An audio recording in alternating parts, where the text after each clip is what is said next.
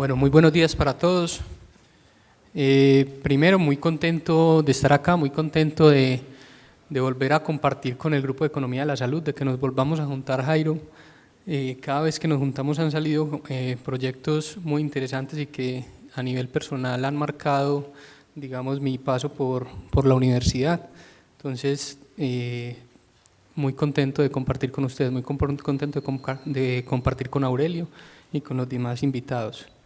Cuando empezamos a pensar en esta jornada académica, dijimos, bueno, ¿qué temas están en la agenda política en este momento en los que creamos que la evaluación económica puede jugar un papel importante? Y pensamos en el tema de las exclusiones, aunque Adriana ya nos aclaró que en el tema de las exclusiones la evaluación económica en este momento no está jugando un papel importante, pero digamos que nos han llegado al Instituto de Investigaciones Médicas y a diferentes profesores de la Facultad de Medicina como de manera muy apresurada solicitudes para que propongamos tecnologías que se deben excluir del plan de beneficios en salud.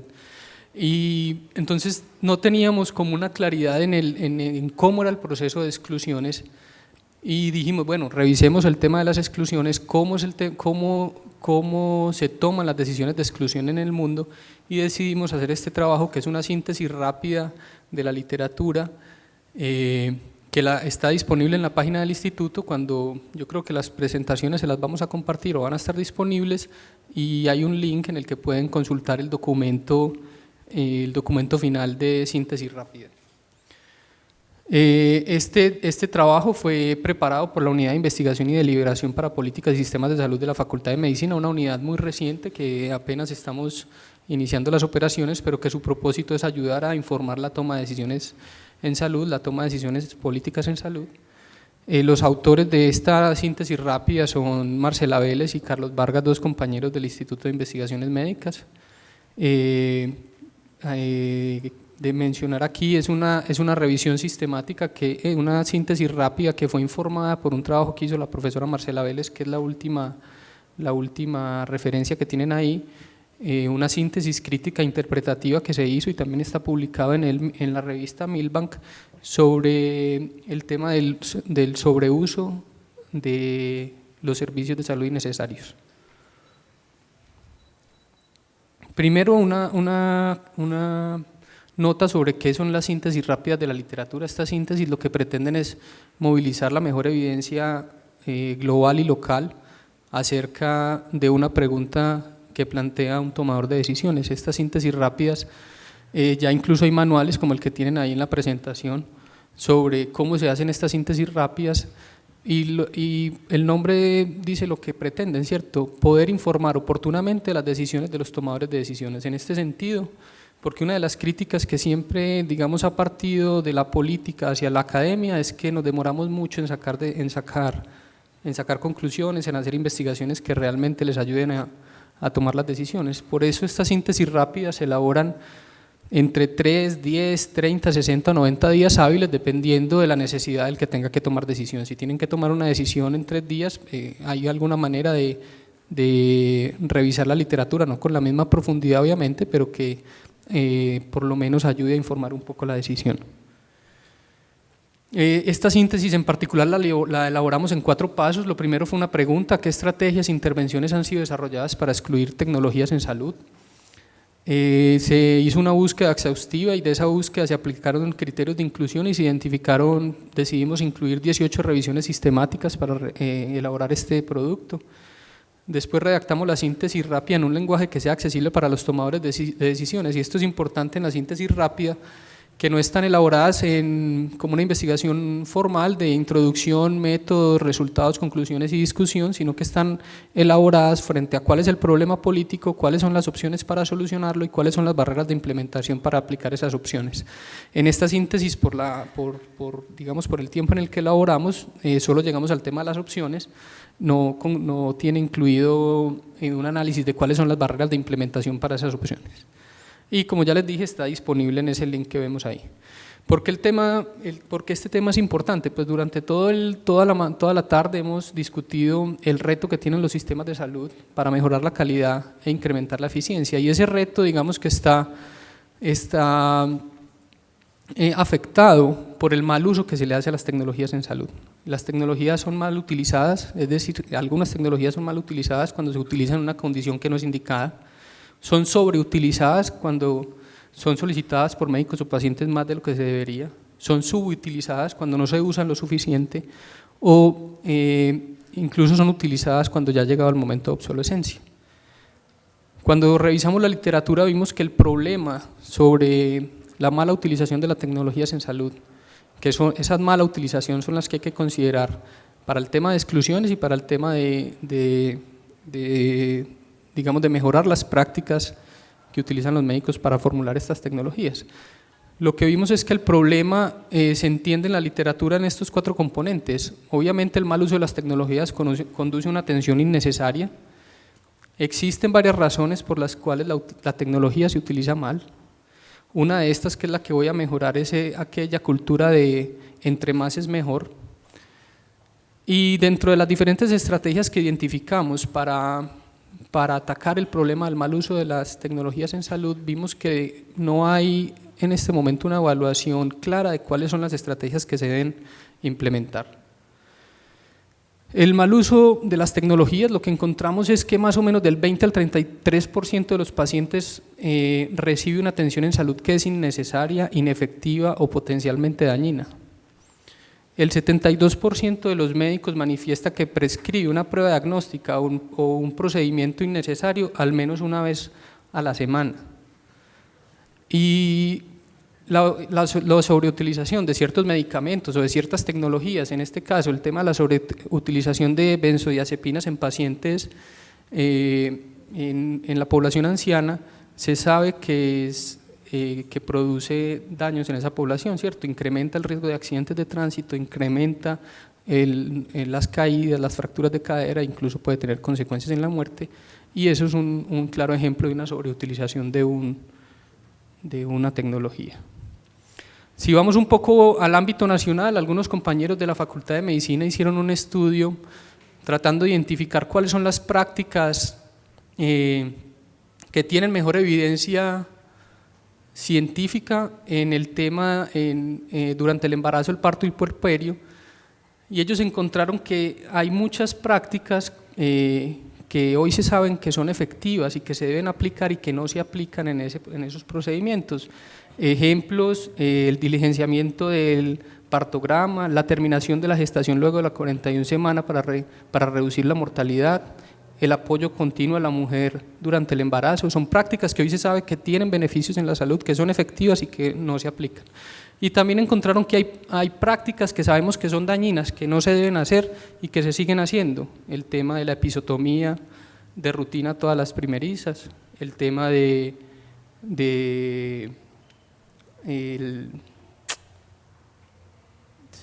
tema del enema, en fin. Entonces hay evidencia local también de que hay muchas tecnologías que sabemos que son dañinas y que las seguimos utilizando. Existen varias razones entonces para esto, para que la tecnología se utilice mal.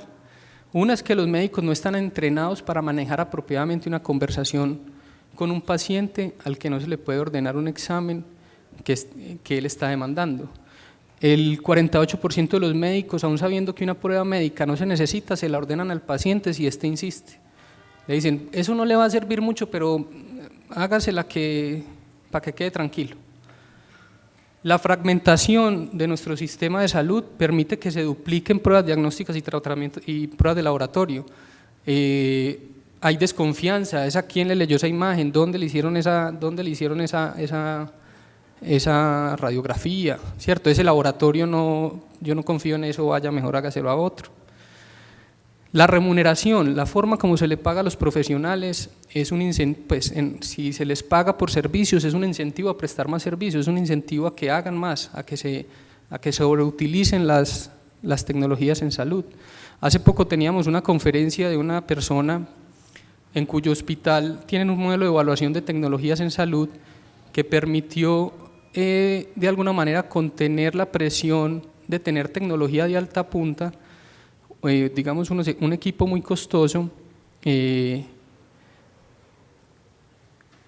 y le preguntaron por qué fue capaz de no adquirir el equipo cuando los otros hospitales tienen esos equipos y están promocionando esa tecnología. Y ella decía es que los médicos de esta institución todos son empleados de la institución, a todos les pagamos por salario. Mientras que cuando una institución, los médicos son los socios de las instituciones o son los dueños de los equipos, se puede observar que hay más sobreutilización de esa tecnología. El tipo de sistema que tenemos, y con esto quiero hacer una aclaración. Hace poco hicimos una revisión sobre el tema del derecho a la salud comparando sistemas de financiación pública, de sistemas financiados por impuestos generales tipo Canadá, el Reino Unido, sistemas de salud financiados por seguridad social o sistemas de salud de competencia regulada como el nuestro, y sistemas de salud mixto, para mirar cómo se comportaba el tema del derecho a la salud en esos sistemas de salud, y encontramos que el tema en los países de financiamiento público no hay ninguna norma que diga que la salud es un derecho fundamental, porque eso está, digamos, que introyectado en todas sus políticas públicas. Es necesario hacerlo en estos países porque digamos que el tema de la competencia del mercado ha llevado que violentemos el derecho a la salud en algunos casos y hay que ponerlo en un documento. Pero la misma pregunta y la misma duda me surge con el tema de un plan de beneficios implícito, ¿cierto? Todos esos países de sistemas, esos sistemas públicos financiados por impuestos generales tienen planes de beneficios implícitos, no explícitos, pero cuando revisamos la literatura todos los sistemas de salud de competencia regulada tienen planes explícitos, dicen esto no lo cubro. Y entonces yo no sé si Colombia con el sistema de salud que tiene actualmente sea capaz de tener la regulación suficiente para controlar un plan de beneficios implícito. Y no sé si esas dos cosas sean coherentes. Lo que sí encontramos evidencia concreta es que en países financiados con recursos públicos hay menos sobrediagnóstico y menos uso excesivo de las pruebas diagnósticas que en países en países que tienen competencia regulada, donde hay, digamos, una participación del sector privado importante. La cultura de entre más es mejor. A todos los médicos les han enseñado que a todos nos han enseñado que para reducir la incertidumbre, entre más información tengamos, mucho mejor. Para dar un diagnóstico más preciso, entre más información tengamos sobre el paciente, mucho mejor. Y incluso los pacientes piensan que los profesionales que hacen más son mejores que los que adoptan una posición más expectante. Entonces esta cultura de entre más es mejor pues es preocupante y está llegando pues a unos casos extremos. El tema del sobrediagnóstico, hace poco un profesor de la facultad nos daba esta conferencia, el profesor Álvaro Sanabria, que es un cirujano de cabeza y cuello que trabaja el tema de cáncer de tiroides. Nos daba esta conferencia sobre diagnóstico y mostraba una gráfica que a mí me parece aterradora. Esto, lo que tienen arriba es cáncer de tiroide, aquí tienen cáncer de próstata, melanoma, cáncer de seno y cáncer de riñón acá abajo. La línea que ustedes ven abajo, en cada una de las gráficas, es la mortalidad por esos cánceres, y miren que la mortalidad se ha mantenido estable. Esas gráficas van desde 1975 hasta el 2005, la mortalidad por cáncer de tiroides se ha mantenido estable y el número de casos diagnosticados ha crecido impresionantemente. Cada vez tenemos más enfermos de cáncer de tiroides, más enfermos de cáncer de mama, más enfermos de cáncer de riñón y la mortalidad sigue igual, ¿cierto? Todos esos son casos de sobrediagnóstico. Sobrediagnóstico significa encontrar una enfermedad, encontrar un cáncer que no necesariamente le iba a causar un problema a la persona, le iba a crear síntomas o la persona iba a morir de eso. Eso lleva sobretratamientos, hace poco tuve un caso muy personal de una persona que le detectaron un lunar que cambió, que dijeron, bueno, puede ser un melanoma, hágase una biopsia, era un cáncer, era un melanoma, y le hicieron una tomografía por emisión de positrones para saber la extensión del cáncer. Estas son las causas del sobrediagnóstico, que no las voy a compartir porque me dijeron que tengo 5 minutos y voy empezando. Hay diferentes estrategias que encontramos lo que llaman programación presupuestal y análisis marginal, la reevaluación de tecnologías en salud, es decir, yo creo que hay que hacer evaluación de tecnologías en salud a la entrada de las tecnologías en salud, que es algo de las preguntas que se están discutiendo, pero creo que hay que hacer una reevaluación de tecnologías en salud de manera continua y sistemática, para identificar esas tecnologías que ya se están utilizando mal o se están utilizando mucho. Se pueden identificar a través de las guías de práctica clínica. Las guías de práctica clínica tienen recomendaciones muy claras que dicen recomendación fuerte en contra de esta tecnología. Eso es una fuente fácil de decir esto no se debe hacer. Hay campañas como Escoger sabiamente, Choosing Wisely, que ahorita les muestro un poco, y el tema de aseguramiento basado en valor. Ahorita hablaban del precio de acuerdo al valor que aporta la tecnología. En algunos casos están ensayando, bueno, si usted quiere una tecnología que yo sé que aporta poco valor, pues pague un copago o pague, pues que transferirle un poco ese riesgo a las personas. Y encontramos 3 elementos que pueden ayudar a resolver ese problema. Uno, la implementación de estrategias interdisciplinares para identificar servicios de salud mal usados. 2, implementación de iniciativas promovidas por actores. Y 3, implementación de intervenciones promovidas por el gobierno. Son 3 opciones que pues, se pueden, digamos, implementar de manera complementaria. La primera, la de identificar servicios en salud mal utilizados, lo que pretende es explorar, bueno, lo que hay debajo de eso es explorar, por ejemplo, qué listas tienen otros países de qué no se debe hacer.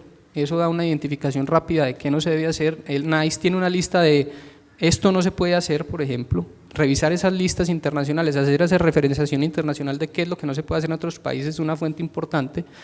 Utilizar los mejores datos disponibles como los resultados de investigación y las guías de práctica clínica. Aquí quiero mencionar unos estudios importantes, los estudios de variabilidad en la práctica asistencial, que yo los veo muy poco en Colombia. Sería muy interesante saber, comparar diferentes IPS, qué es lo que están ofreciendo, qué tecnologías es las que están utilizando, qué medicamentos y qué otras tecnologías, comparar IPS, comparar ciudades, comparar municipios en Colombia frente al uso de la tecnología. Esa variabilidad en el uso de la tecnología nos puede dar indicación de que hay algo que hay que hacer. No necesariamente es que estén mal utilizadas, pero sí donde podemos poner la lupa. Evaluación y reevaluación, ya lo mencioné. Implementación de iniciativas promovidas por los actores. Esto yo creo que aquí el trabajo es crucial. En Colombia han hecho un trabajo muy fuerte por el tema de controlar los precios.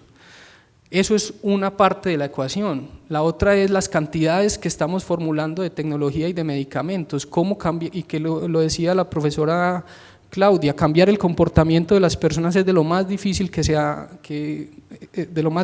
hay. Pero hay evidencia que cuando bajaron los precios de los medicamentos, aumentaron las cantidades por otros lados, empezaron a pedir más. Y el gasto es una ecuación de precio por cantidad, ¿cierto? Hay que atacar las dos cosas. Estas estrategias educación para médicos, educación para pacientes en Colombia yo lo veo muy poco, eso que llaman Patient Decision Aids, que un paciente no tenga que ir a Google, sino que tenga una página pues en el ministerio, una página de una entidad confiable que diga si yo tengo esta condición, yo qué tengo que hacer. Otro tema que no conversamos nunca es esa duplicidad entre los seguros privados, la medicina prepagada y el seguro público. La gente no le pone atención a la medicina prepagada porque como claro, lo están pagando de bolsillo otros y no está saliendo del recurso público, pues como que lo dejan así, pero que hayan médicos que solo atiendan personas de medicina prepagada es un uso ineficiente del recurso en salud, es un uso ineficiente del recurso humano y hay que ponerle atención a eso. El tiempo, ya termino acá. El último estrategia que creemos que es importante son las que son promovidas por el gobierno. Ahí vienen lo que está haciendo el IETS, lo que hizo la ley estatutaria y la resolución 330 de revisar las exclusiones. Lo que me falta a mí ahí entender es cómo es un proceso continuo, cuando dicen que nominar y priorizar quién está revisando continuamente el tema de las exclusiones, sino que me llegue a mí al instituto, por favor nomine para excluir para la próxima semana. ¿Cómo es ese ciclo de revisión continua de las tecnologías que tenemos en el plan de beneficio? Modificar la remuneración de los proveedores, difícil, le queda al ministerio, pero digamos incentivar a los consumidores por el tema de copagos, como lo mencioné ahora, cuando discutimos el tema de seguro basado en valores puede ser una opción. Solicitar autorización previa para el uso de servicios de salud específicos que se identifican en una lista de servicios que son inapropiados, o sea, para aquellos servicios donde hay dudas que tengan que pedir, que tenga que haber una justificación mayor. Algo pasa con el MIPRES hoy en día, ¿cierto? Cuando solicitan algo que no está en el plan de beneficios hay que justificarlo un poco mejor, pero creo que se puede ser más estricto con eso. Y bueno, involucrar a los actores interesados y consumidores en los procesos de toma de decisiones. Gracias.